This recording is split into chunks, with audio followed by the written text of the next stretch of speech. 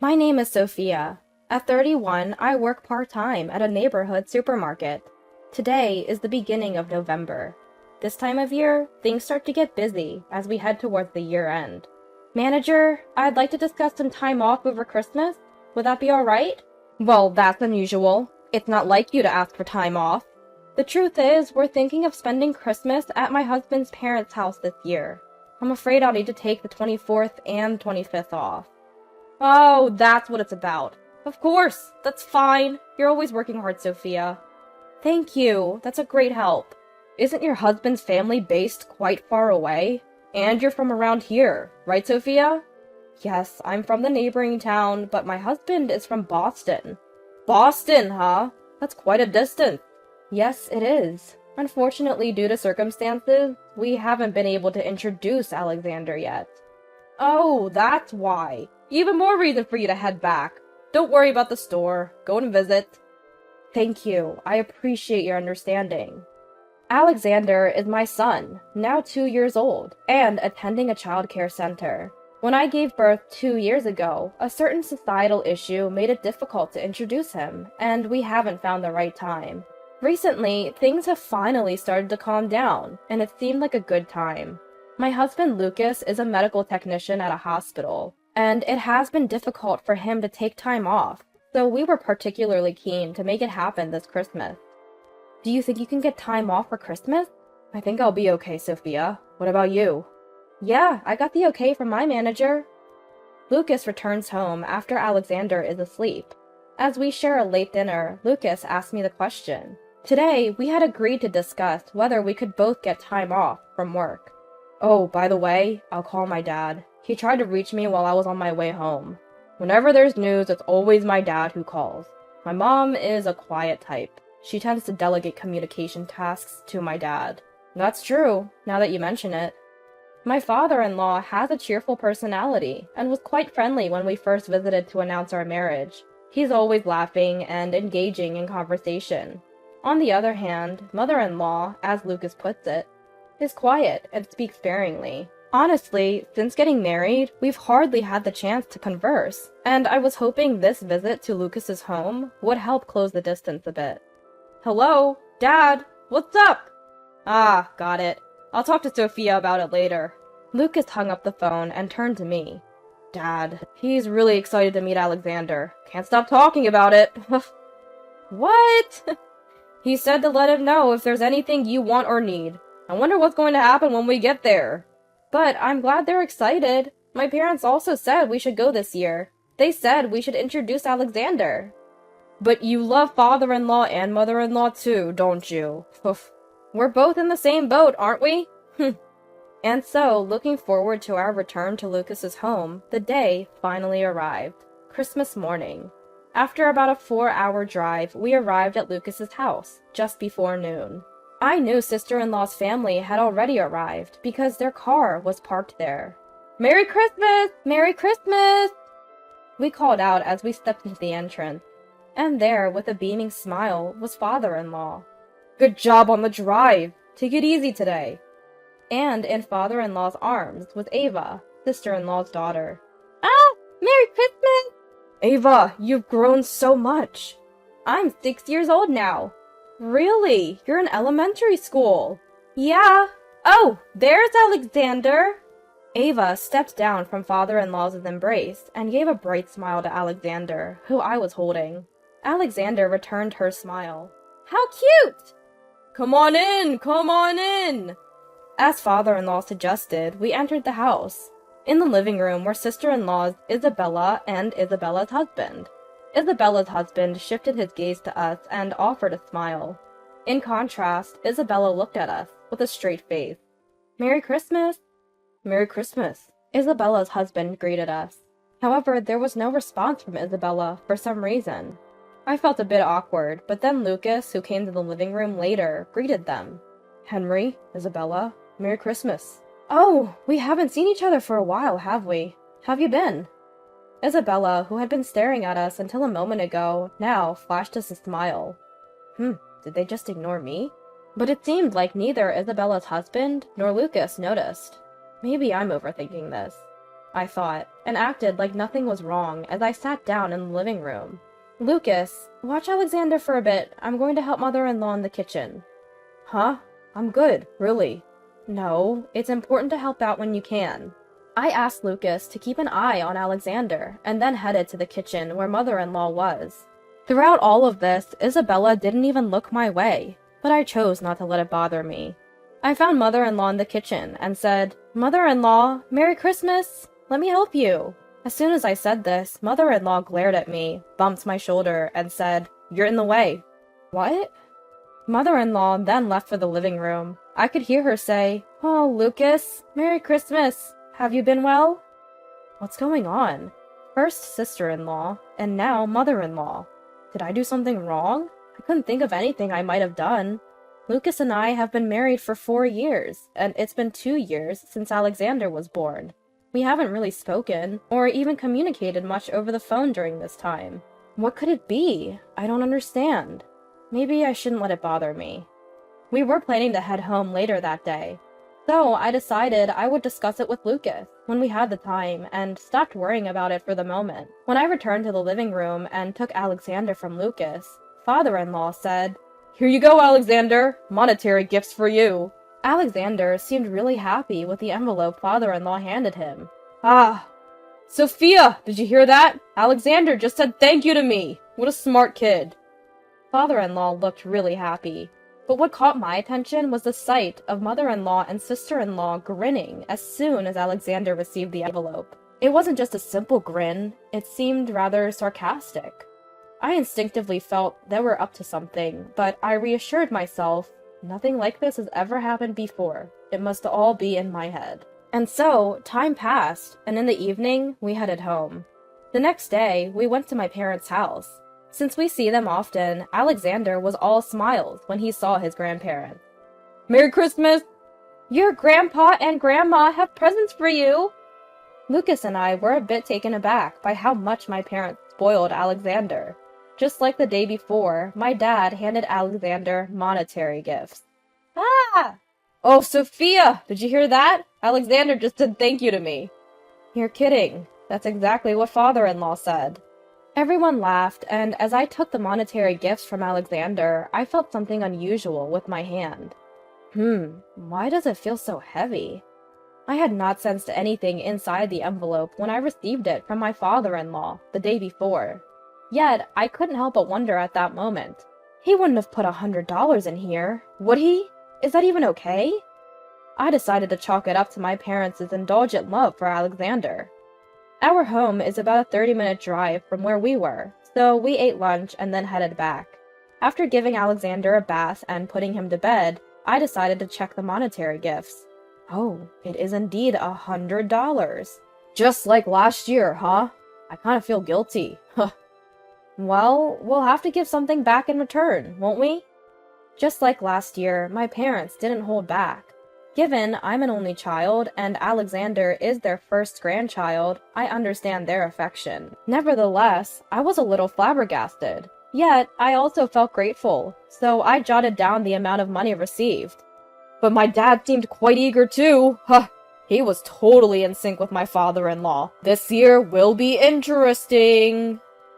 Last year, since we couldn't meet, they had sent us a gift card. Yes, and the amount on the card was $100. They were thrilled to have a grandson, weren't they? Remembering my father-in-law holding Alexander and talking happily the day before, I continued the conversation and opened the envelope. That's when the unexpected happened. Wait, what? A leaf? There was a single green leaf inside the envelope. I was at a loss for words. Then, Lucas, startled by my reaction, exclaimed, "What? A leaf? What on earth is this?" Ha! He started to laugh uproariously, but what came to mind at that moment was the behavior of my mother-in-law and Isabella. No way, I thought. Anyway, I'll call them. They'll surely be concerned about this too. Lucas seemed to think it was all a prank, and while laughing, he tried to call my father-in-law, but there was no answer. "Oh, they might be in the shower. Let me try calling Mom." Lucas then called his mother. It seemed she answered, and he told her about the leaf. From her surprised reaction, it was clear she was explaining something to Lucas. Oh, so that's what it was. Huh. Alright, I'll let Sophia know. What? You want to talk to Sophia? Me? Hold on a sec. Lucas pulled the phone away from his ear and said, Mom sounds super apologetic. She says she wants to apologize to you, Sophia. Is that okay? Huh? Sure. While his words were surprising, I reluctantly took the phone from Lucas and picked up the call. Hello? And just like that, mother-in-law went completely silent. Then I heard a faint, familiar laugh in the background that sounded like Isabella. Hello, mother-in-law! Like I would ever apologize to the likes of you, you poverty-stricken wife. Excuse me? Your children are as poor as a leaf. Ha! See ya, paper wife! With those unbelievable words thrown at me, she hung up. At that moment, I realized all the events of yesterday were an act of spite. What's wrong, Sophia? You seem off. But how could I ever convince Lucas of what just transpired? First, I needed to find out what mother-in-law told Lucas. Hey, what did mother-in-law say to you? Well, it seems like Dad accidentally gave out the gifts that Ava had prepared. Remember how Isabella and her family came over for Christmas first? Dad had prepared some monetary gifts then. Ava said she wanted to help too. Somehow, in the process, she decided to include a leaf from the garden as a bonus. She might have swapped it with the money. I see. What's up, Sophia? You seem off. I was at a loss for words, being suddenly labeled as a poverty-stricken wife. I've never been through something like this before, and I couldn't find the right words to explain what happened. Actually, But just at that moment, a call came in from father-in-law. Oh, sorry, it's Dad. Maybe he's calling back, Lucas said, putting the phone on the table, switching it to speaker. The phone rustled. Huh? Dad? Did you call by mistake? Huh? Lucas? Oh, it says Lucas on the phone. Huh? Ava, is that you? Yeah, you got it. It turns out Ava was the one who called back, using father-in-law's phone. You're going to get in trouble with Grandpa, Ava. That's fine. I wanted to talk. Grandpa's in the shower. It's all good. Plus, Grandpa always says we should answer the phone when it rings, so I'm talking for him. While it's nice that Ava is happy to talk on the phone, this isn't the right time. Perhaps sensing my mood, Lucas said, Sorry, Ava, we're in the middle of an important conversation. Oh, really? Well, that's a bummer. Bye, Lucas! And bye, poor auntie! Wait, Ava! Huh? What's up? What did you say at the end? Both Lucas and I didn't miss what Ava had said at the end. It sounded like she said, poor wife. Because Mommy's grandma also calls Auntie poor wife. She just said it earlier, too. Right now, Mom and Grandma are chatting over coffee. Ava, could you explain to Lucas what you mean by earlier? Earlier? When Grandma was on the phone? Yes. So here's the thing. Broke wife once mentioned this to me. It's all about the leaf. Mom used to prepare the leaf with a smile and taught me all about it. She said that for the less fortunate, monetary gifts come down to a single leaf. What? Lucas looked at me with a baffled expression. All I could do was stay silent. That's when my sister-in-law, who had noticed Ava's phone call, shouted, Ava! However, at that same moment, my father-in-law said, We'll talk about it later. Feeling confused about what was happening, I saw the phone being handed over from Ava to my father-in-law. Sorry about that, I was taking a shower. Then, when I got dressed and came out, I found Ava saying something outrageous. So, you heard it too, Dad. I'm sorry, Lucas. Could you hand the phone to Sophia? No worries, Dad. We're on speaker. Sophia's listening too. Alright, Sophia, was what Ava just said true? And those bizarre words were targeted at you, right? Yes, that's right. My father-in-law stammered over his words. Behind him, I could hear my mother-in-law and sister-in-law speaking rapidly and agitatedly, as if trying to make excuses. My father-in-law sighed deeply. I am truly sorry. Please don't blame Ava. She didn't mean any harm. No, it's alright. We don't mind at all. Ava's not at fault here. Thank you. I'll follow up on this matter. Isabella's here too. We'll confirm things with her. With that, he ended the call. Lucas then looked at me, apologizing. I'm really sorry. I have no idea what's going on. He was utterly confused. I told him about all the discomfort I felt during my visits to Lucas's house. We decided to wait for a response from my father-in-law. Surprisingly, we received a reply sooner than we expected. And amazingly, the very next day, Isabella's husband drove father-in-law, mother-in-law, and Isabella to our house. Upon entering, they stood before a sullen mother-in-law and sister-in-law, and father-in-law, along with Isabella's husband, apologizing profusely. We've done something truly disrespectful. We're sorry. We apologize for the outrageous behavior of my wife. The deep apology was appreciated, but the two of them didn't utter a single word. After being married for 4 years, I couldn't fathom the reason behind their animosity, even though we rarely met. May I ask, why did you suddenly act this way towards me?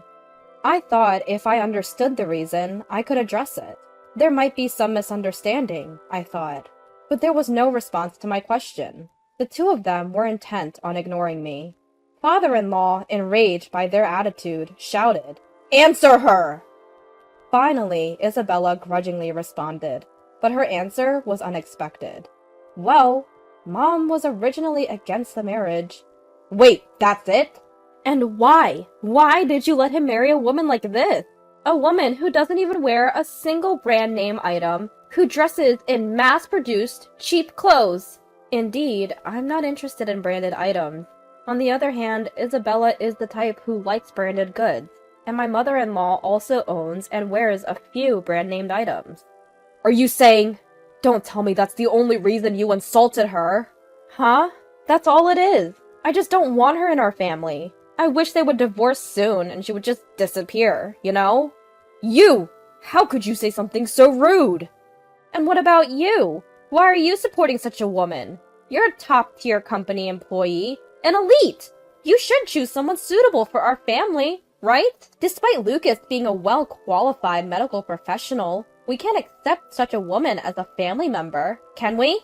Upon hearing Isabella's true feelings, her husband was speechless. However, it would soon be proven by the next words of my mother-in-law that this attitude was inherited from her. Originally, you see, I had found a suitable partner for Lucas. Despite that, he brought home some unknown woman and declared they were getting married. It was a true shock. What? You were doing such a thing without telling us! There are limits to what's acceptable to do to Sophia. It's fine, isn't it? She's just a poor girl, isn't she? Her parents didn't seem very impressive either. Quite impoverished, don't you think? She wasn't wearing a single branded item. In other words, she's from a struggling household that finds it hard to make ends meet, right? What? What are you saying? Besides, to love a child born of such a woman? Impossible. It would taint our precious Ava. We had plans for her to marry a friend's child. Upon hearing his mother's true feelings, Lucas was speechless. I felt the same way, wondering how I could have missed all this. If I consider that my father-in-law called not out of interest, but disinterest, everything makes sense as harassment. Well, it's fine if you divorce. Please, do it as soon as possible. Let's go. We don't need to get involved in this farce. Just as my father-in-law was about to say something, I was ready to clear up a misunderstanding, for the sake of my pride. The ones who dramatically opened the living room door were my parents. It's been a while. Father-in-law, mother-in-law, did Sophia call you? Yep, it must be hard to be talked about like that without saying anything, right? When I heard that my father-in-law was coming over, I had contacted my parents. It seems they had heard some of the mother-in-law's terrible comments from outside the door. Their timing was perfect. My parents approached mother-in-law with serious faces. What is it? Then my parents took out business cards from their breast pockets and said, "Here you go." Amazingly, they dropped their business cards at mother-in-law's feet, their attitude seeming to say, "Pick it up." I had to try hard to suppress my laughter. The one who rose to their bait was Isabella. Picking up the business card and shouting, "Such arrogance from a poor person! You didn't even wear any branded items today, and your clothes look mass-produced. As soon as she looked at the card. Mom? Startled, mother-in-law also looked at the business card Isabella held. You two are executives of Lala Clo. Yes, my husband and I started out together. He's an executive at the headquarters. I'm the head of planning. Our daughter quit when she got married. You know that, right? Both of my parents are currently working at the headquarters of Lala Clo, a famous low-cost apparel brand. I also, after graduating from college. While I had spoken to my father-in-law and mother-in-law about myself at the time of our marriage, my parents had never explained their situation. So, she could go back to work anytime she wanted, right? What? That's amazing. You work at that famous fashion brand's major corporation. So, what do you mean we're poor? That my grandchild is the grandchild of a poor wife? Because you oppose the marriage, it's okay to harass us? That's not... We're really sorry. But that apology was only because my parents held executive jobs. Needless to say, it was beyond the point of being resolved by just an apology. Henry looked disappointed as he said, I thought it was a good thing to leave Ava with my parents. But you... I stuttered. I'll drive you home, but after that, we'll live separately. What? What are you talking about? I'm glad I got to see your true face. Let's discuss our divorce when we get home. Henry then left the house. At that moment, my father-in-law also stood up, bowed deeply to my parents, saying, I'm really sorry for what happened. He then turned to us. I'm really sorry. I'll be in touch. Looking sternly at my pale-faced mother-in-law, he said, Be prepared when you get home. Before he too exited our house. My mother-in-law and Isabella hurriedly grabbed their belongings and rushed out of our home. I caught my breath at home after my parents kindly offered to pick up Alexander from the childcare center. Later, I received a call from my father-in-law. He told me that my mother-in-law had been forcibly sent back to her parents' house. It's a de facto separation. Apparently, they made this decision because they were unsure what she might do to Alexander. But it's a separation with a premise of divorce, and it seems they are waiting for the right timing. As for Isabella, the divorce was finalized immediately after she returned home. Henry obtained custody of Ava. Isabella, of course, has taken refuge in my mother-in-law's house, but she seems to be getting a good scolding from my mother-in-law's mother, who knows the truth, and is currently on a job hunt. We continue to live our busy daily lives. It feels really good to not only see our child grow up as parents, but also to share this joy with his grandparents.